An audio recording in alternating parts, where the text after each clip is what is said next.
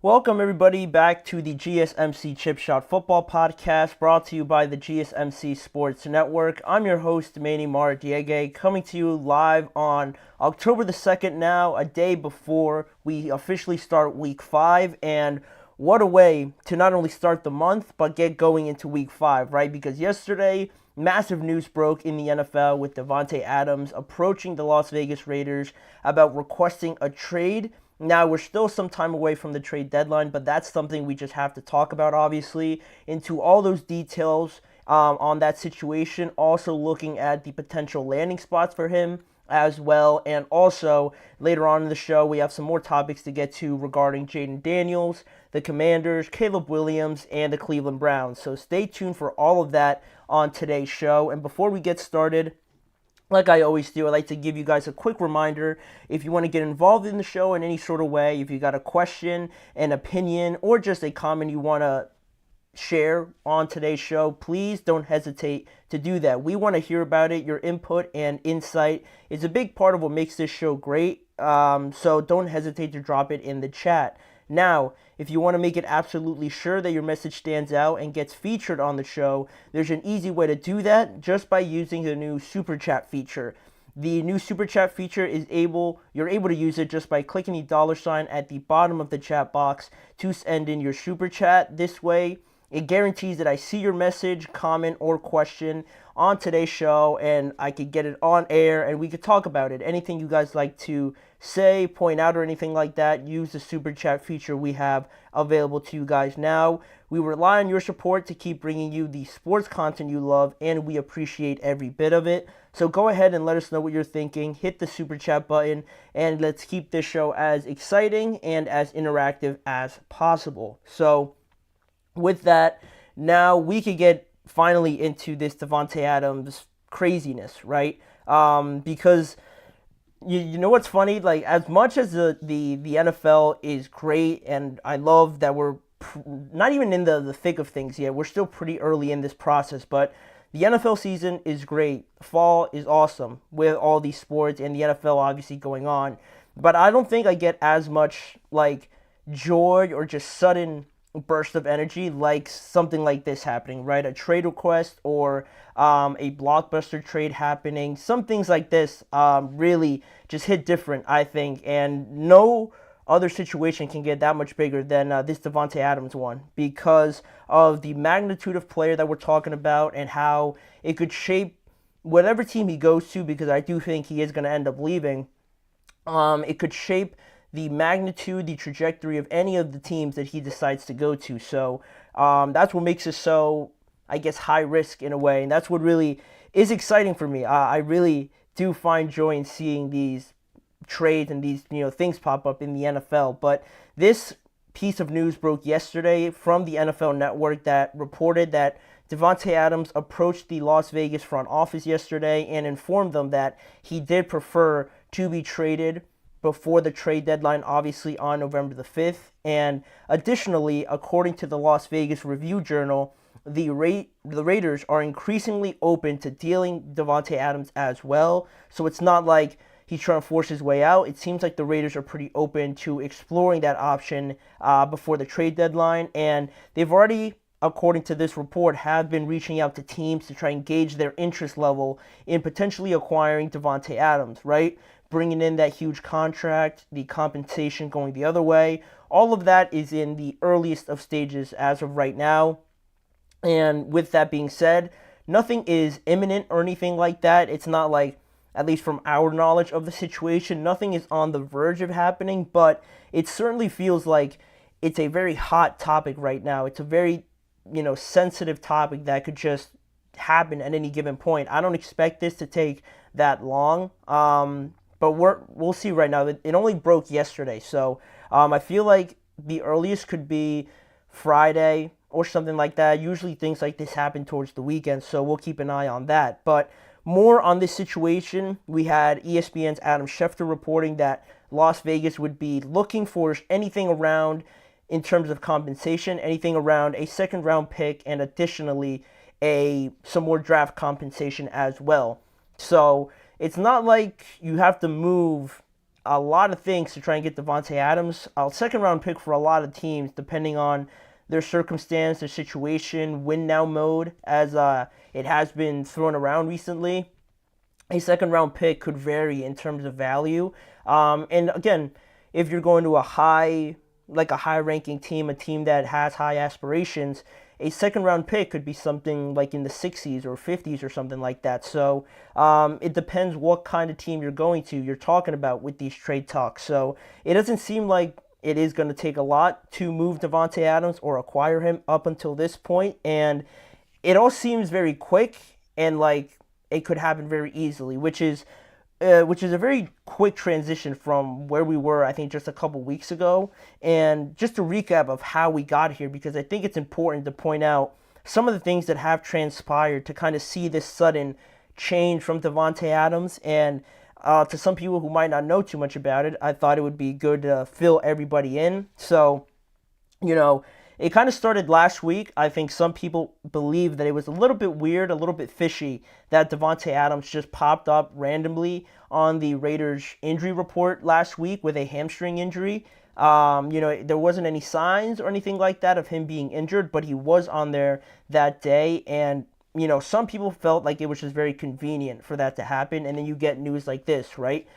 People go back and look at that and think, like maybe he wasn't really that injured, right? Some people believe that. I didn't really think too much of it. I came on here and reported it as or talked about it as a real injury. So, I didn't really think too much of it, but that's a piece of the story that people are rolling with. Then also the most new generation, new way of taking in media, right, was the Instagram post by Sports Illustrated. I'm not sure if a lot of you guys saw it or how many of you did see it, but there was a post on Instagram by Sports Illustrated asking like a rhetorical question, a serious question maybe, of whether or not Davante Adams having played his last snap already for the Las Vegas Raiders. And you see things like that all the time, I feel like Bleacher Report, ESPN maybe, like all these things on social media, right? You see questions like that and you don't really think too much of it, but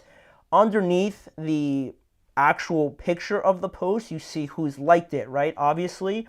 And right there in front of everybody, you could see that none other than the head coach of the Raiders saw that post, not only saw that post, but liked it. And of course it blew up, right? Everybody is very on track with all those things, right? Social media, when somebody removes someone from their bio or anything like that, when someone likes another guy's picture or starts following somebody else, it's impossible not to see that now in this day and age. Andre, how you doing? Do you think the Jets should go for him? That is the question, obviously. And I think that's the most obvious one. That's the one I most likely think is going to happen, that he's going to just go to the Jets. It makes the most sense. It's the most obvious one. And, it's like, where else would he go if he really is chasing a championship, right? What other team is in more of a win-now mode than the Jets? Some people might not even think Aaron Rodgers is going to be on the team after this year or the year after that. So they have a short window here. Why not go out and get Davante Adams? So, yes, I do think the Jets should go and get him. I think it's too obvious not to. And, that has been the rumor, right, with the Jets surrounding this offseason and things like that. They have been one of the more obvious teams there to try and go after Davante Adams. But also, there was that Instagram post, like I said. I truly think that stuff matters because you get developments like this with teams, with the head coach, of all people, liking the post. I think makes it even worse, in my opinion. But that was even still before Davante Adams officially requested a trade. Plus, you have all the problems, I think, with the Las Vegas Raiders, right? Also, Andre said, me personally, I definitely think the Raiders should sell him before he loses all value. He is getting older.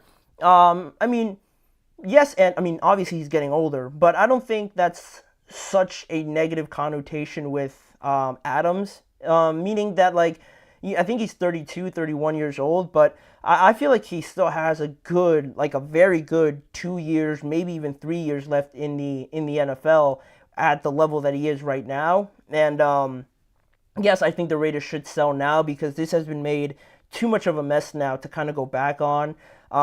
With this. And since the time he's been there, there's been the issue with Derek Carr, them moving on from him. Maybe Davante Adams wasn't too happy about that.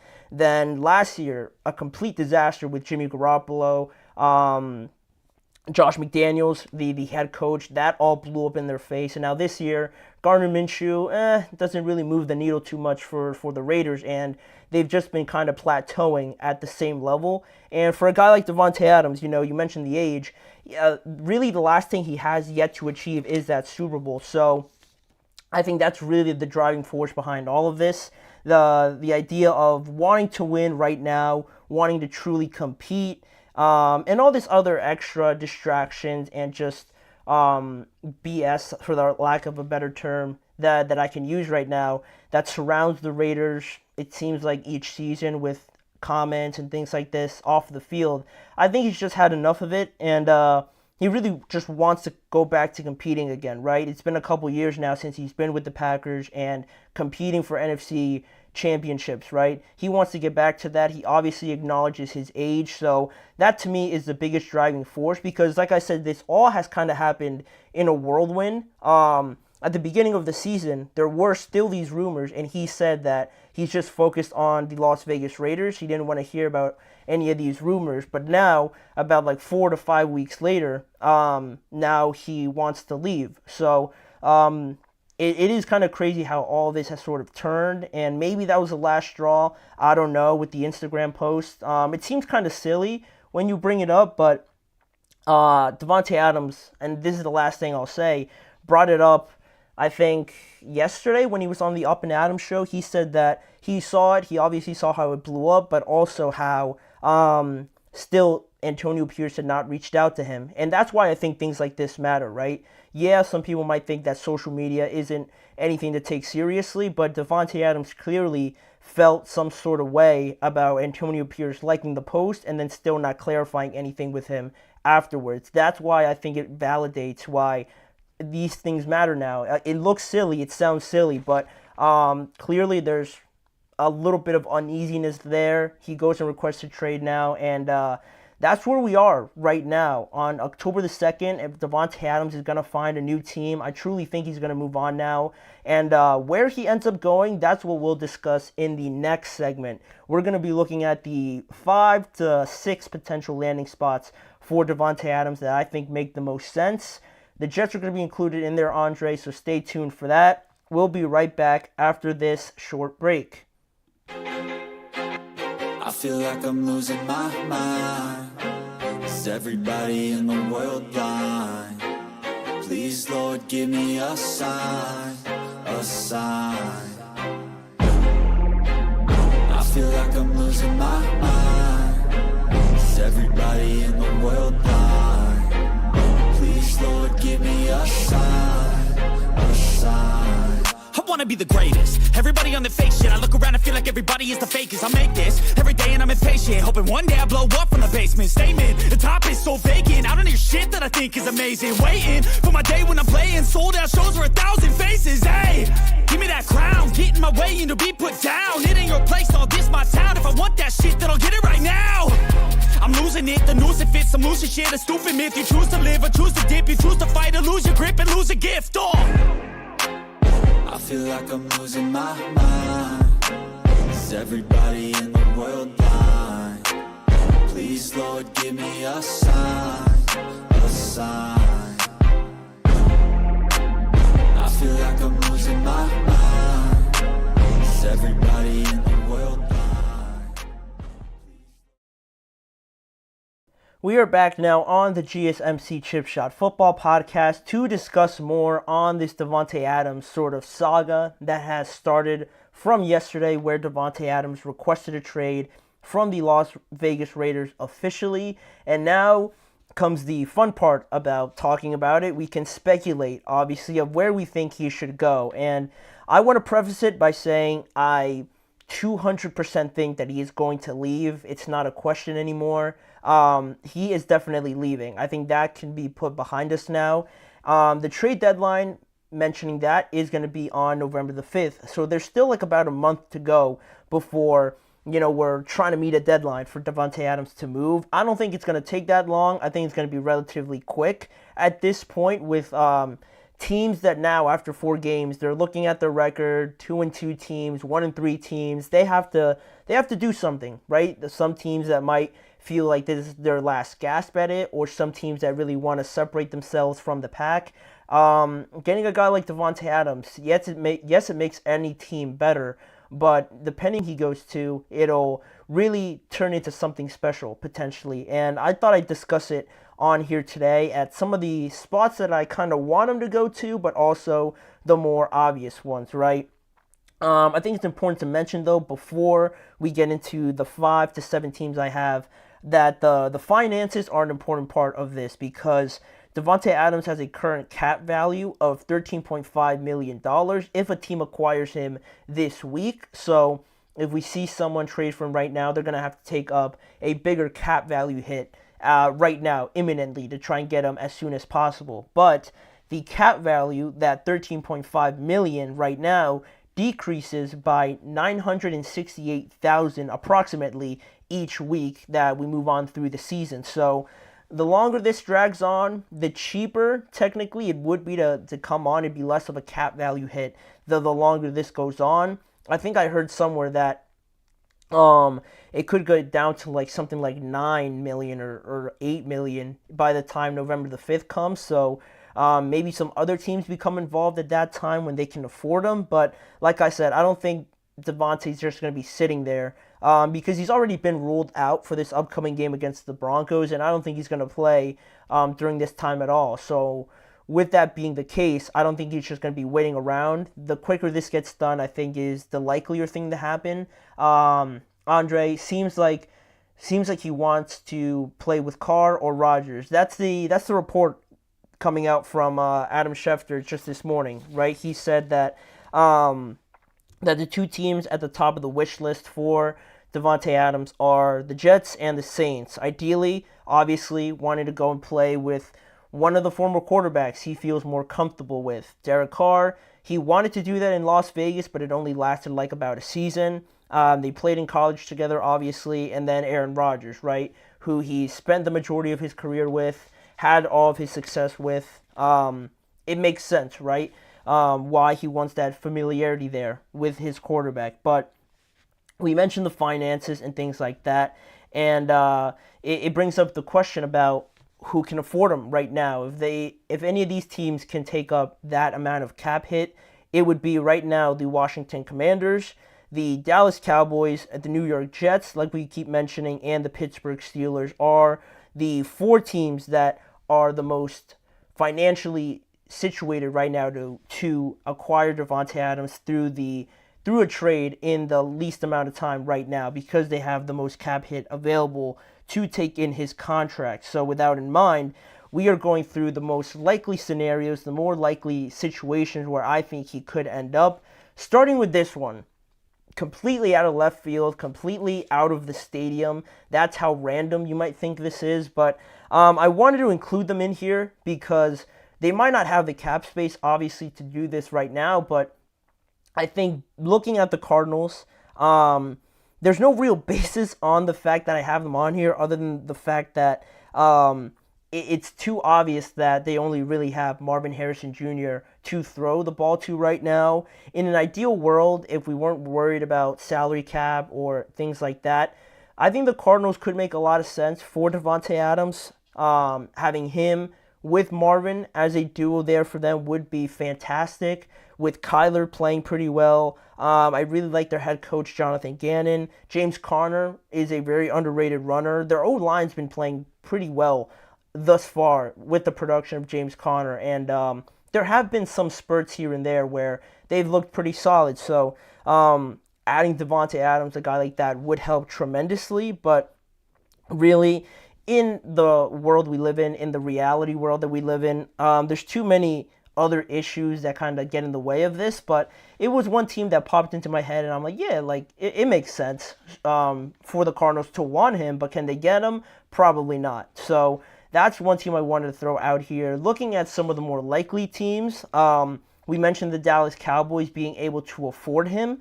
They have $24.4 million in cap space right now, so obviously they could take up a $13.5 million cap value. And this makes sense because, like the Arizona Cardinals, the Cowboys are very monocentric on CeeDee Lamb, very reliant on the production of CeeDee Lamb to move the ball, essentially, because their running game is basically non-existent. Their offensive line is pretty shaky, and outside of CeeDee Lamb, Brandon Cooks, he's played all right. Jalen Tolbert doesn't really move the needle. Jake Ferguson's very good, but you still need more than just one great wide receiver because of the great defenses, right, going to take away CeeDee Lamb eventually. The Ravens did a good job of trying to do that. So, of course, the Cowboys had to look elsewhere and trying to find some more weapons for this offense. If really their defense is this bad and they're not going to get any better than what we've seen already, you're just going to have to try and outscore people, basically. And having a guy like Davante is obviously going to add to that idea, but I don't know. My doubts with them is this really going to move the needle, essentially? Yeah, you're going to have to try and outscore every single opponent you play, but you still, have an awful run game. Your defense is, not as good as it seemed in the past few years. Your offensive line, like I said, isn't great. No running game also. So is adding a top-tier wide receiver really going to mask all those other holes? I find that hard to believe. So this makes sense from that standpoint, but I wouldn't really love to see Davante Adams go here for that reason, that I don't think it makes the Dallas Cowboys that much better. And I know it sounds crazy, but when we're talking about the games, the tests in the playoffs, I think it wouldn't really move the needle too much for me. They might win the first game of the playoffs, but it's not going to be something special like they're going to make it to the conference championship. They need more of a team aspect for that than just adding Davante Adams. So they're number 4 on this list. Then looking at a more likely team, the Pittsburgh Steelers desperately need somebody outside of George Pickens to try and get open. Pat Freiermuth, again, like the Cowboys and Jake Ferguson, is a good, reliable weapon, but you need another receiver in this day and age where offense is very important in the NFL. You need a couple guys, not just one really good one and a bunch of all right guys. You need one really good one, ideally, in what you have in George Pickens, but another guy too. If you can get another really good top-tier guy, it makes this offense a lot more dangerous. And compared to the Cowboys, they actually have a running game going for them. They're very run-centric. They have a great defense, and Justin Fields looks like he is just right on the verge of taking full control of that job. So, it's definitely looked a lot better than it has in the past for the Steelers. But the issue that I see with them, and this is where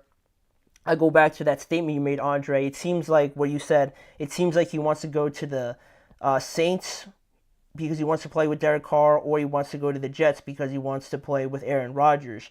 That becomes the main issue with some of these teams, right?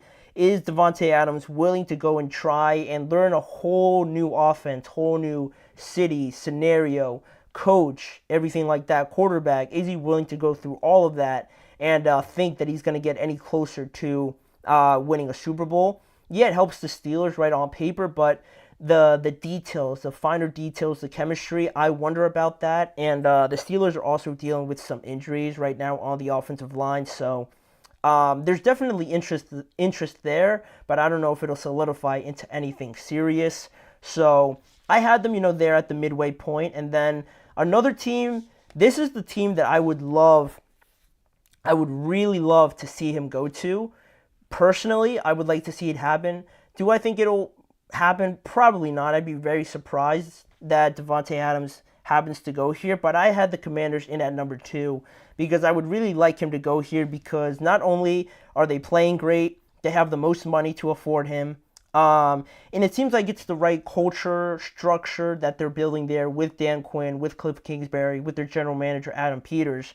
I feel like this is a place where if the Commanders make a move like this, it really shows that they're banging on the table to show everybody, not only in the NFC but the NFL, that they're really trying to compete this year.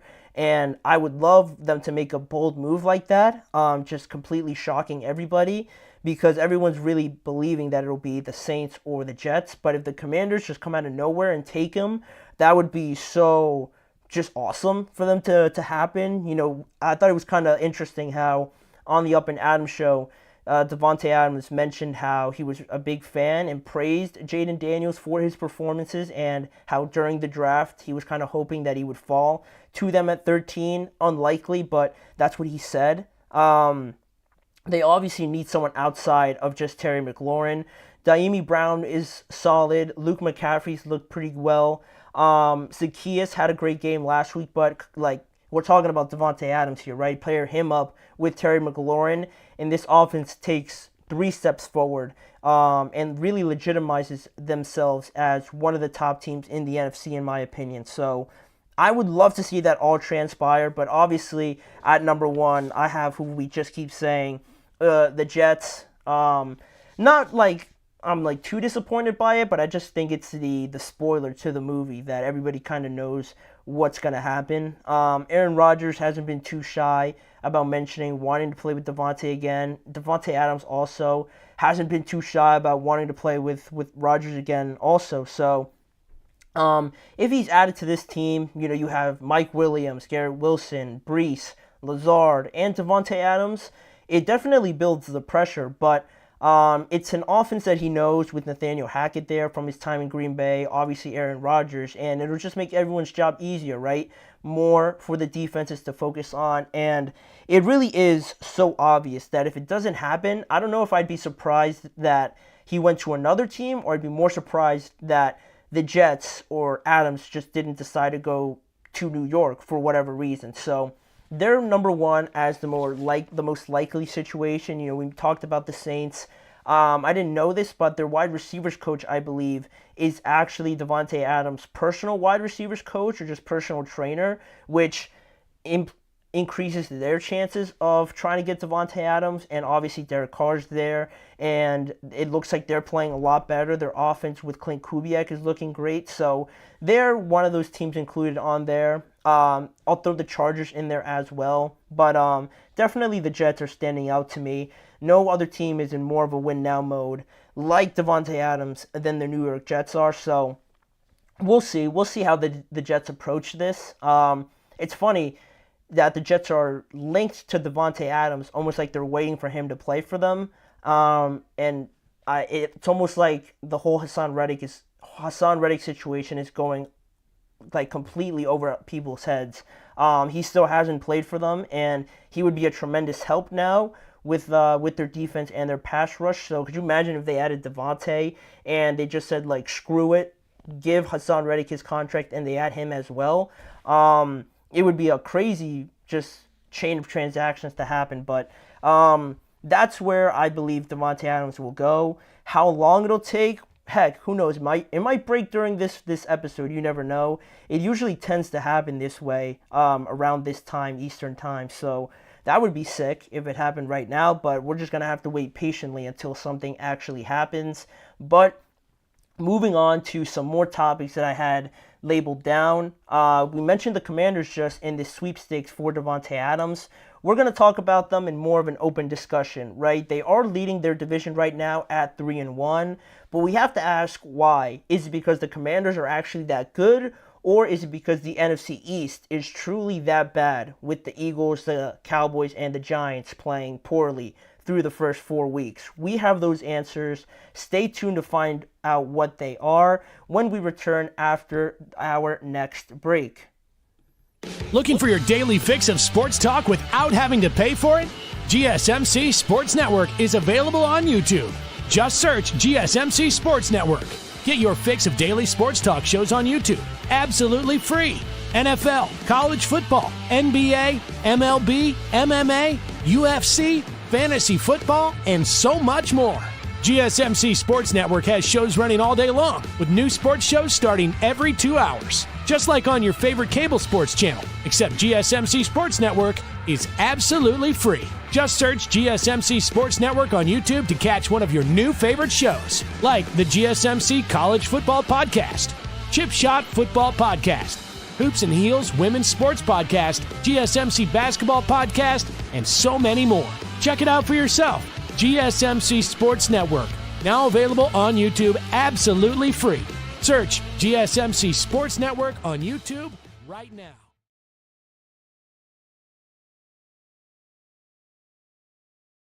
Jumping right back into the action now, into a very, I think, culminating topic now with the team that I feel like is taking the NFL by storm recently over the last few weeks, being the Washington Commanders for a couple of reasons, right? But mainly through the first quarter of the NFL season now, with 4 weeks in the books now, we've seen a lot of surprises, I think, from a lot of different places, right? I believe mostly coming from the NFC, because you look at the Vikings, right, and how good they're looking. You look at the struggles with some of these teams, with the Saints popping up out of nowhere as well, looking very good. The 49ers kind of struggling with some injuries and things like that. The Rams being 1-3, the Seahawks being 3-1 right now. But I wanted to look at the NFC East, because I think they're the home to a lot of these surprises that I've talked about already a lot on this show. And it all sort of connects to each other, right? Because you look at the Eagles and their shaky start, the Dallas Cowboys and how poor they look on both sides of the ball. And, the Giants, goes without saying, right, how they're looking again. And then you have the Commanders leading that division at 3-1 right now. Not what a lot of people predicted through the first 4 weeks for sure. And honestly, they've been the best performing and best looking team in that division. And I believe they rightly deserve to be in that lead of the NFC East division at this time. And I think the difference between what I mean by best performing and best looking team is that, best looking team could be a team that has just is 3-1, is 4-0, and they look like, wow, like on paper, just from the outside looking in, wow, you're 4-0, or wow, you're 3-1. You might be very good. You look very good from this point of view, but performing very well is a little bit different, because you look at them and think like it's almost effortless for them. Everything it seems like they try is working to perfection, and it seems like nothing really shakes them, or nothing really is a surprise to them when it happens. So that's kind of the difference there between what I mean by those two things. And I think the Commanders are filling both of those criteria to its fullest extent. So with that being the case, and how surprising that may be to a lot of people, including myself, we have to ask why. Why is that the reason? Why are the Commanders 3-1 right now, right? Is it because they're really good and just nobody was expecting it? It's a little bit of that, or is it that the rest of the division is just a few steps back than what we really thought they were going to be this year? Are they worse than what we originally anticipated heading into the season? In other words, are the Commanders a legit team, or are we kind of clouded by the idea that the rest of the teams are just not performing very well and they're not challenging the Commanders up until this point? Which is, I thought, an interesting question, because when you look at it, to kind of get a basis of an answer here, you have to look at, I think right away people go to the fact of who have these teams played, how and why is their record what it is right now. It could tell you a lot just by looking at who the Commanders have played. They've played the Tampa Bay Buccaneers the first game of the season. They lost to them. Then they rattled off 3 straight wins against the Giants. Maybe not so impressive against the Cincinnati Bengals on the road on national TV. That definitely got a lot of people's attention. And then just this past week against the Arizona Cardinals, still might not be the greatest team, but they handled them very, very easily. And I think that says a lot about them. Regardless of who they play, they basically blew out the Cardinals on the road again. So not the greatest opponent, but they handled it very easily. Then you look elsewhere with the Cowboys and the Eagles. The Cowboys have played, I think, overall better teams, with losing to the Ravens, with losing to the Saints right now, beating the Giants as the Commanders did, and beating the Cleveland Browns. I think a better team than the Cardinals, than the Giants certainly. So the Cowboys, you could say, have had a tougher path, but it hasn't been by that much, to be fair. And then you look at the Eagles as well, definitely playing tougher competition, I would say, in losing to the Falcons, in losing to the Bucks, like the Commanders did, actually beating the Saints, unlike the Cowboys, and beating the Green Bay Packers as well. All of these teams are going to be contending for playoff spots, so you can look at the Eagles and think, well, what would the Commanders' record be if they played the opponents the Eagles played? Would it still be 3-1?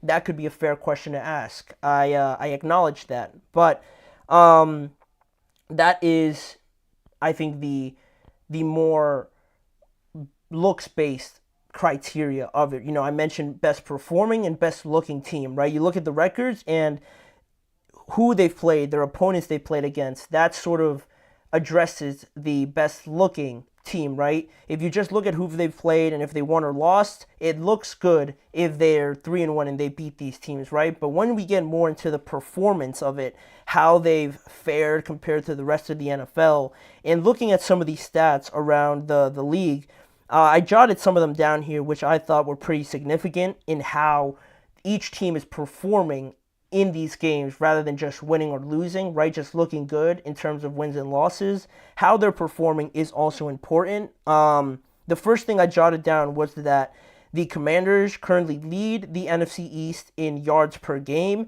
They're 6th in the NFL in that category, and the Philadelphia Eagles are 7th. And then the Dallas Cowboys are a few spots below that, but still, the Commanders lead the entire division in that department, yards per game.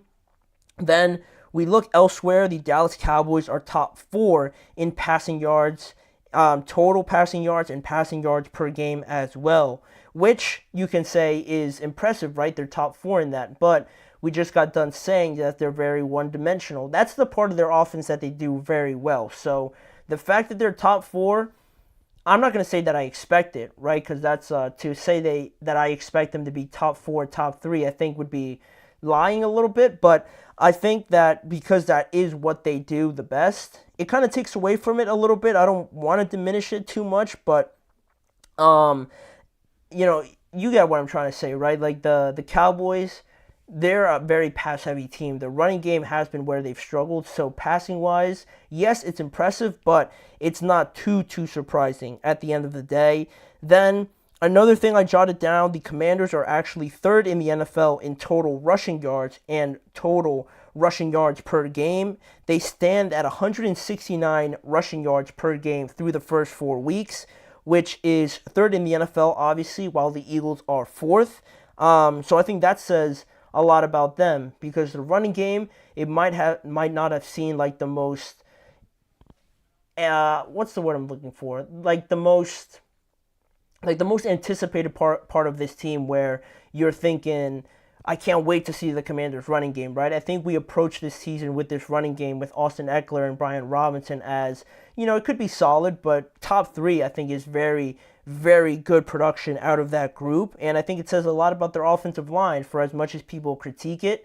They're top 3 right now in rushing yards, and rushing the ball seems to be something very hard that not a lot of teams are able to do, and the teams that do it well are the ones with the most success right now. So that's why I thought that was significant. And also, the biggest difference that I wanted to mention was that the Commanders are currently 3rd in the NFL in total points and points per game, while Dallas is the closest NFC East team, and they're in 11th in the NFL at I forget how many points per game, but the Commanders right now are averaging 30 points per game, which is the epitome of what I think the NFL is now. High scoring, averaging all these points, and the way that the Commanders do it with their defense, having their defense be good enough to get a couple stops, knowing that their offense is top 3 in the NFL in scoring just in general, right? Overall in points per game and total points overall. They're right up there with some of the best offenses. So that's the performance aspect of this entire situation, right? They're producing at a high level that they should be compared to some of the best teams in the NFL. And it's surprising how really, when I just look at all these teams, how stable the Commanders look with a rookie quarterback through his first 4 games in the NFL compared to the Eagles, who have made the Super Bowl just like 2 years ago, the Dallas Cowboys, who have the highest paid quarterback and the highest paid wide receiver, basically.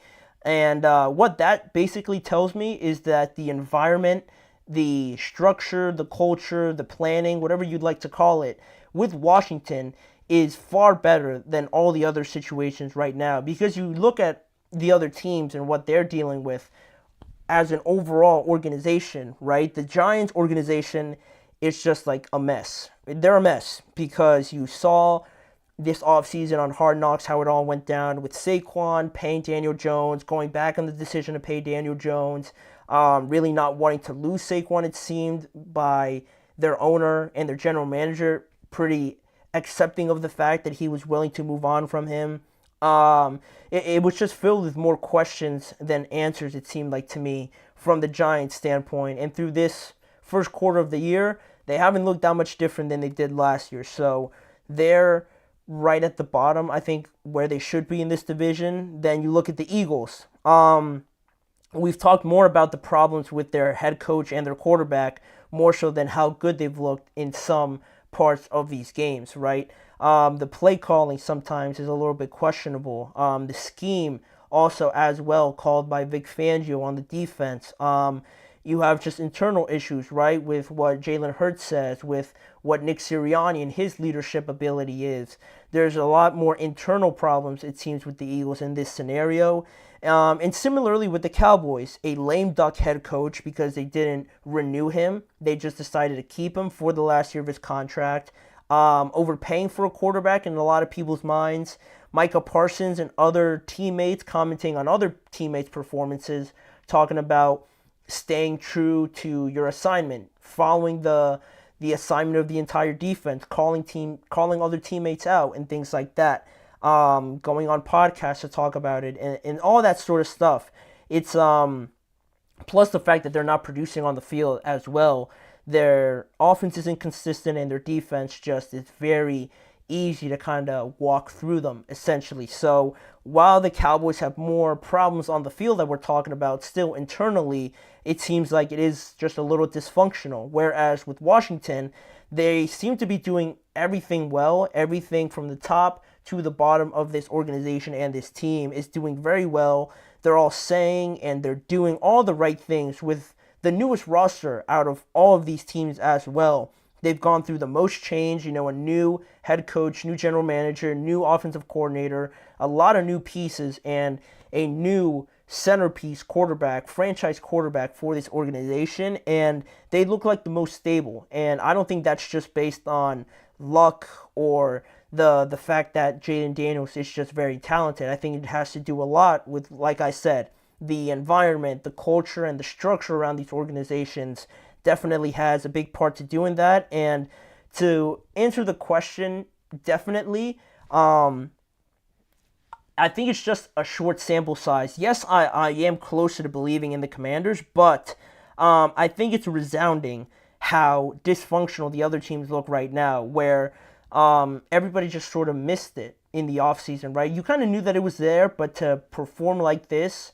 like the Eagles have, like the Cowboys have, in very disappointing fashions so far, I emphasize that. I think it's just more so shocking how much the other teams have struggled, more so than the fact that the Commanders are just looking very good. Not to say that they're not a good team, but I've just been more surprised of how bad the Cowboys and Eagles have played so far, and how they're just bickering between each other, it seems like right now. So that's why, I feel like right now it's more so the field than it is the Washington Commanders, but I think that could also just be a developing topic as we go through the year, and I'm sure we're going to touch on this some point later on. If the Commanders are still able to be in the lead, come like November or something like that, then we could come back to this and talk about how, yes, the Commanders are very, very good. And once that time comes, we'll talk about it. But for right now,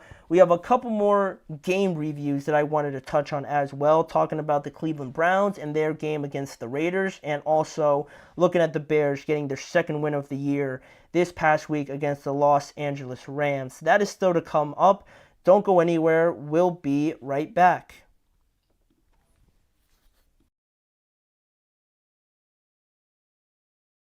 For the best and latest podcasts available anywhere, go to the podcast app on your cell phone and type in GSMC to access free content-rich podcasts on health and wellness, book reviews, sports, entertainment, relationships, social media, movies, technology, finance, and even weird news. Subscribe and download the GSMC Podcast Network's family of shows, available everywhere podcasts are found.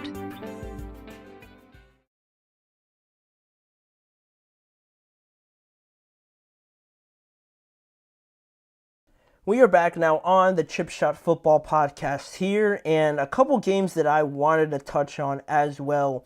Before we started Week 5, one of them was the game between the Las Vegas Raiders and the Cleveland Browns. One of the more underrated games I thought in Week 4 was the victory that the Raiders had 20-16 over the Cleveland Browns. The Raiders go to 2-2 without having Davante Adams and Max Crosby playing this game, while the Browns fall to 1-3 with another underwhelming performance from their offense. And looking at this game a little bit closer, you have some of the performances here just in terms of stats and how these players played. You had Gardner Minshew going 14 of 24 for 130 yards. He faced a lot of pressure this game. I think both quarterbacks truly did. And their stats, because of that, are pretty similar. Gardner Minshew, like I said, had those stats. He was only sacked twice, though. For as much as he was pressured, only managed to take in 2 sacks. And the running game was something that really was surprising, and it connects to this whole question that you see on your screen with the Browns and Nick Chubb that we're going to get to a little bit later. But Alexander Mattison and Zamir White combined for 110 total yards. Zamir White unfortunately fumbled, and the Browns scored on it to kind of keep them in the game, which was not a good look because Zamir White has kind of had problems with fumbling. So to see it happen again here wasn't great, but running the ball, it looked pretty well. They ran it 29 times, which is right about the amount that I think some of these teams that might not know who their quarterback is or might not have a lot of offensive firepower, this is how much I need them to run the ball. Zamir White ran the ball 17 times, and Alexander Mattison only ran it 5 times, but he had more yards as well to contribute. So they had a good running performance. And receiving-wise, Trey Tucker, I'd be lying if I told you guys I knew who that was when the game started, but when I went back and looked at the game, he played pretty well. He had 5 receptions for 41 yards.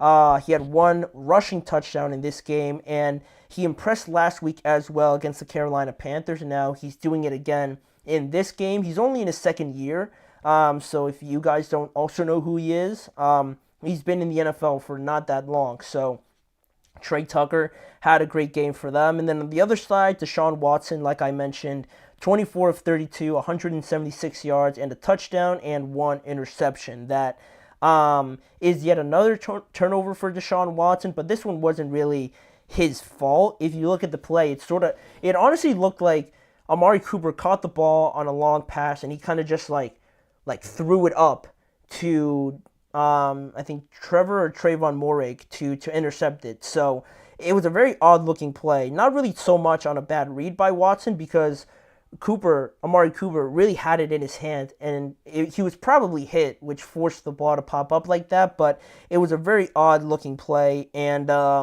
elsewhere on the Browns, Jerry Jeudy had a very good game, 6 receptions for 72 yards, building a pretty good connection, it seems like, with Deshaun, and acquiring him from the Denver Broncos. This is something that is one of the positive bright spots with this game. But again, it wasn't enough to get the result in this game because looking at some of the bigger moments from this game, the best offensive moment for a very disappointing performance from the Browns was on their first drive of the game.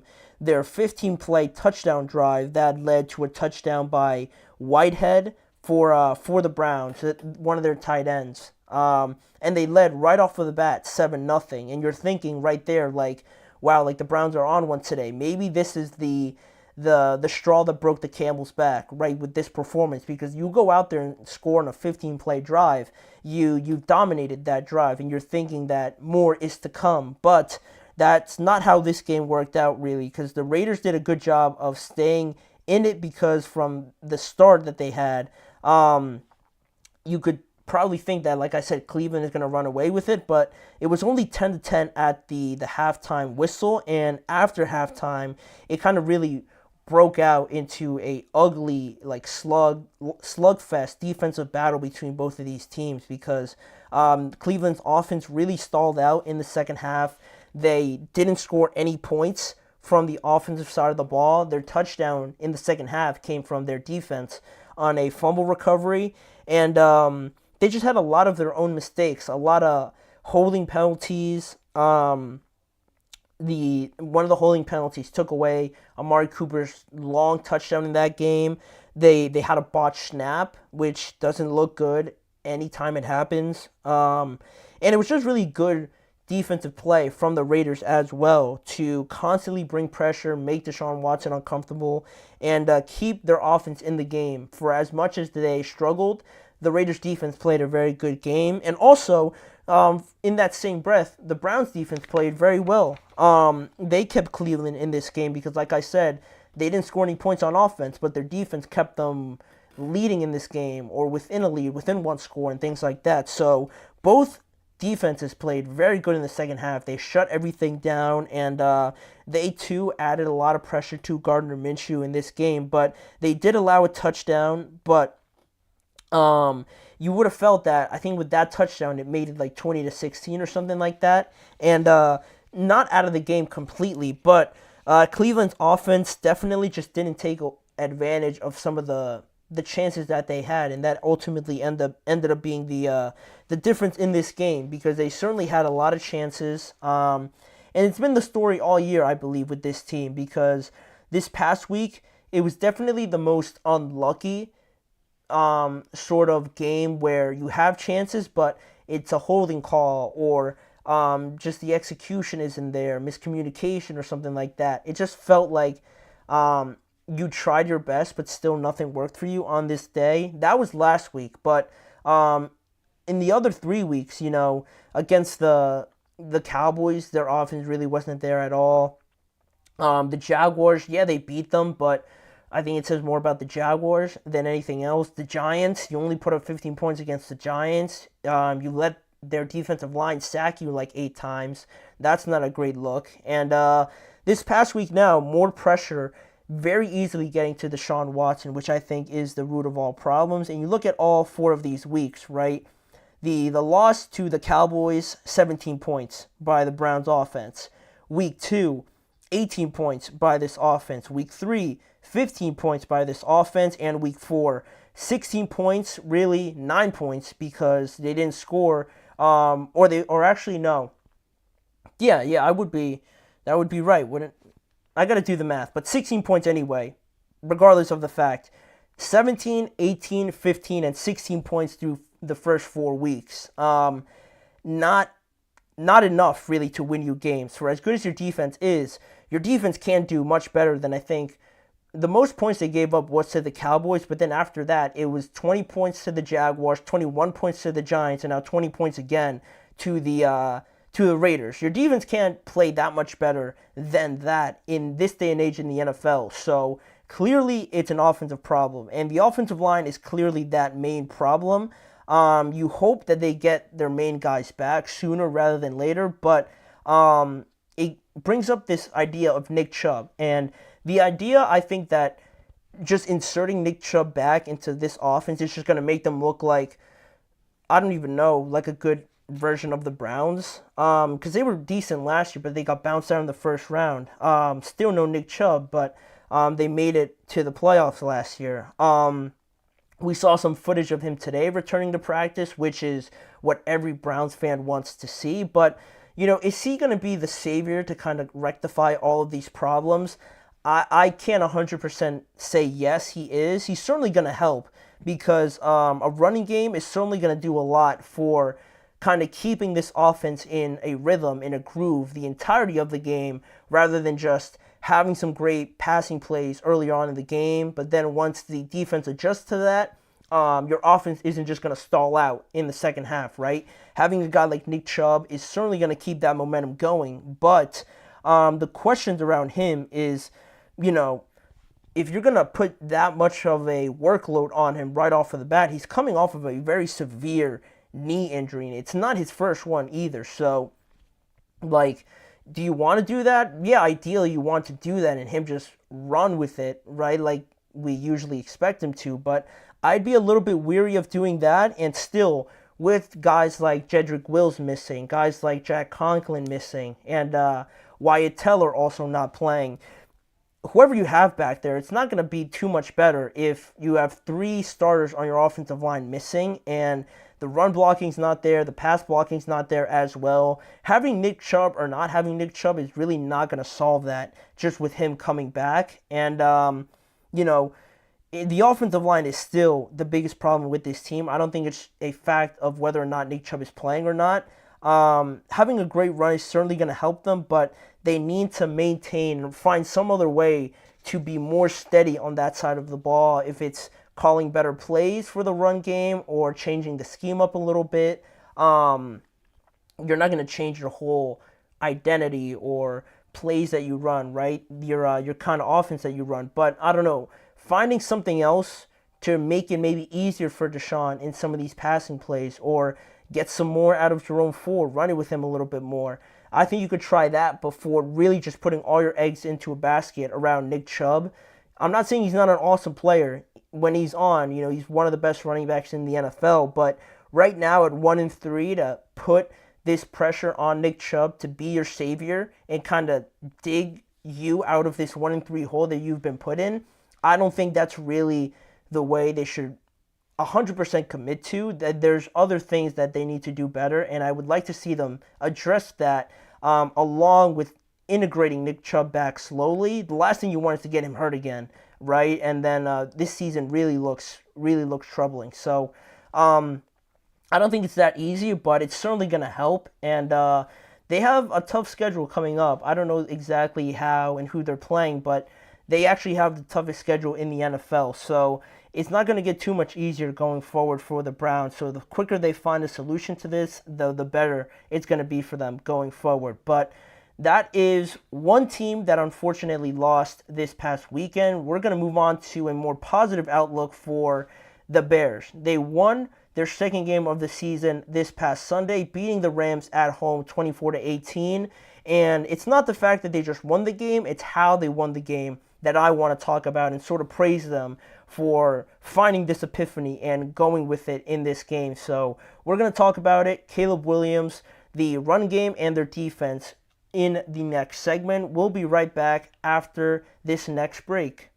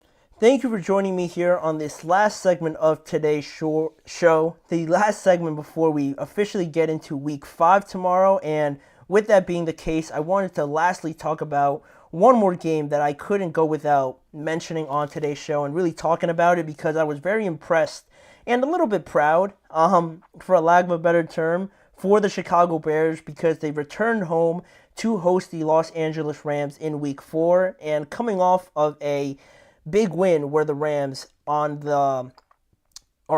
home, the Rams were a pretty bad loss to the Colts again on the road. This one was such a big win for them, a much needed 24-18 win to get their second win, stay 2-2 in a very tough division, and drop the Rams to 1-3 as well on the year. But it's big for the Bears because you're not in last place by any means in that division. It's the Packers at 2-2. It's the Bears at 2-2. The Lions are 3-1, and the Vikings are 4-0. So very competitive. To drop to 1-3 would have been pretty tough to dig yourself out of that, but you're still in the race up until this point. And the Rams on the other side, they're tied for last with the Cardinals at 1-3. The 49ers find themselves at 2-2, and the Seahawks are leading that division at 3-1. So, talking about this game now between both of these two teams and looking at some of the stats, Caleb Williams first on the winning team. He was 17 of 23, 157 yards and 1 touchdown.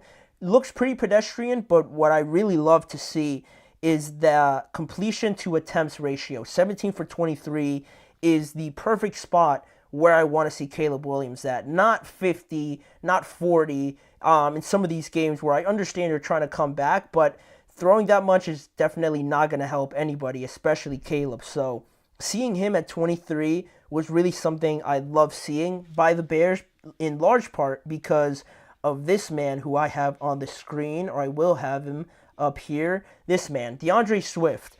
A great offensive performance by him on the day, on Sunday. 16 carries for 93 yards and 1 touchdown through the ground. But he also added 7 receptions, 72 receiving yards on the day as well. This is like this is the formula for the Bears, right? I want to see, maybe DeAndre Swift not having 6 or having 7 receptions for 72 yards, maybe getting Keenan, Rome, and DJ Moore the ball a little bit more. But seeing the production running-wise with DeAndre Swift is what I've been wanting to see through the entirety of this first quarter. Very efficient, had a very big touchdown late in that game, and just a great performance overall in the run game, which is a great sign to see from them as well. Like I mentioned, in the receiving aspect of it, yeah, you want to see more than just 3 receptions from all of your big-name wide receivers overall. And also, yards-wise, nobody had more than 22 yards out of all 3 of those guys. So that definitely needs to be better, but it shouldn't take away from the fact that the running game is where you'd like it to be with this performance from DeAndre Swift. He was a big component of that win on Sunday. Then you look at the other side. The Rams didn't play awful by any means. Matthew Stafford was 20 of 29, 224 yards, no touchdowns. He lost the fumble, and he also threw an interception. So they lost the turnover battle, but they were still within 1 score. So pretty unlucky win for them. Pretty harsh win overall, or loss for the Rams on the day. But still, Kyren Williams had another solid performance, 19 carries for 94 yards and a touchdown as well. It's the 7th game in a row now when he scored a touchdown. So Kyren Williams really staking his name as the guy for them. Definitely right now, but probably when Cooper Kupp and Puka Nacua come back, and some of the other receivers also adding in some other yards as well. But the turnovers is what really hurt the Rams in this game, because you look at how this game broke down, and the Bears defense was really the driving force for this Chicago Bears win, but it wasn't all of it, right? Like I wanted to stress, the running game and the defense were very good. The leading reason why they won this game and the complementary reason, right? But their offense certainly played better, right? Caleb Williams looked a little bit more settled in than he has looked in these last 2 road games. So that was a good sign. It looked like the offense was a little bit more efficient from that standpoint. But the defense was a great reason and a great contributor to this win. Chicago actually scored the first touchdown after their defense, Montez Sweat, strip sacked Matthew Stafford to set up Rashad Johnson's touchdown to make it 7-0. And then after a field goal by the Rams to start the second half, the score was 10-9 at that point, still with the Chicago Bears winning. And Caleb Williams, he orchestrated a good drive and he connected with DJ Moore in the back of the end zone to make the score now 17-9 at that point. And it was finally their first time they connected for a touchdown, which was great to see. Hopefully they could get that connection going a little bit more in the next couple of games. But that was a great sight to see. Then the Rams still weren't going away. They responded right after that with a touchdown by Kyren Williams, making the game 17-15. But then right after that, DeAndre Swift scored a 36-yard rushing touchdown, and he made the score 24-15 at that point. And after that, the Bears defense bunkered down. They really closed the door on any sort of comeback attempt. They only really allowed 1 more field goal, and that was pretty much it. They allowed 3 more points, and then they closed out the win 24-18. And their defense, what really stood out to me was that they were very good on third down. They were relentless with their pressure as well and helped create, that interception there towards the end by Jaquan Brisker on Matthew Stafford to really close the door on everything because of this pressure, because they were efficient on third down and getting off the field. It was very impressive to see. And we knew that the defense was going to be good. We knew that the defense can create turnovers and get sacks and things like that and hold you and maintain you in a lot of games so far, honestly. But we were still looking for answers to how to solve that offense, right? What could we do for Caleb, for this running game to kind of make it easier for them a little bit, not to have them just running around like headless chickens. In Caleb's case, trying to avoid pressure, trying to still keep your eyes down the field, making good decisions, making those decisions easier for him. That was all very important, and I love seeing how Caleb's attempts were down, how the running game looked with DeAndre Swift especially playing well. I think he needed this game as well, as much as the Bears needed it from him. And, just more evidence that this defense can continue and will continue to keep them in games, but it's just more so about the offense to be responsible enough with the ball to at least get points up on the board, make better strides to be more efficient as well.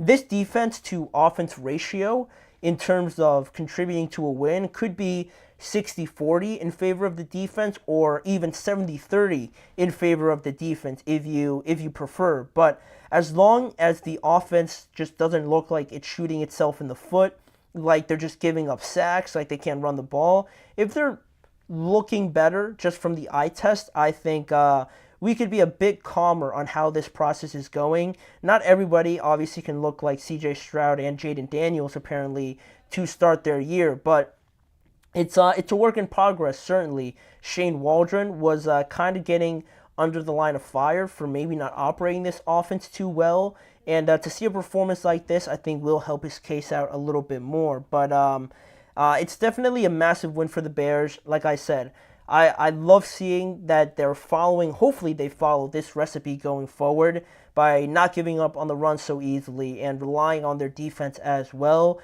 And just lastly here on the other side of things with the Rams, it hurts because they could have won this game if they had scored on some of those third downs or converted on some of those third downs, not maybe exchange some of those field goals for touchdowns. Obviously, you could have maybe stolen this game as well, which hurts a lot because you're 1-3 now, and they're going to be playing Green Bay next at home, which makes that game even bigger because if you lose that game, you go to 1-4 in this NFC with how tough the NFC North is, with all 4 of those teams, with the Saints looking good, with the Bucs looking good, with the Falcons looking good. And the NFC East, at least two of those teams are going to make it out of there.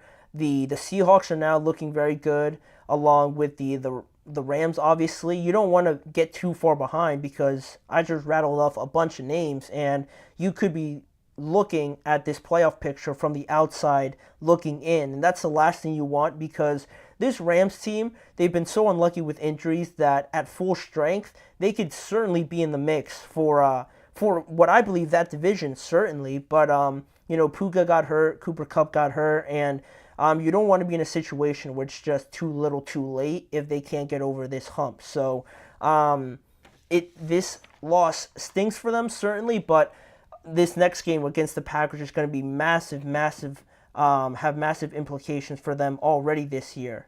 So when we talk about the previews to those games, when we look at the matchups and everything like that, we'll make our determination on that in the next couple of days, I'm sure. But for right now, I want to thank you guys for joining me on today's episode. Please remember to like, follow, and subscribe to the show, as well as following the network on all forms of social media.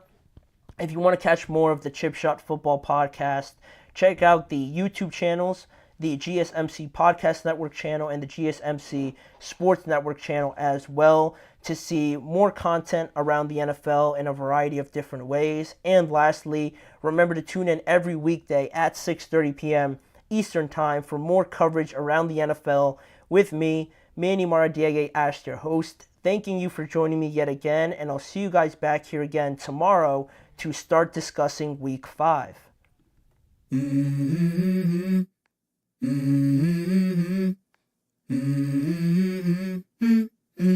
Let's go.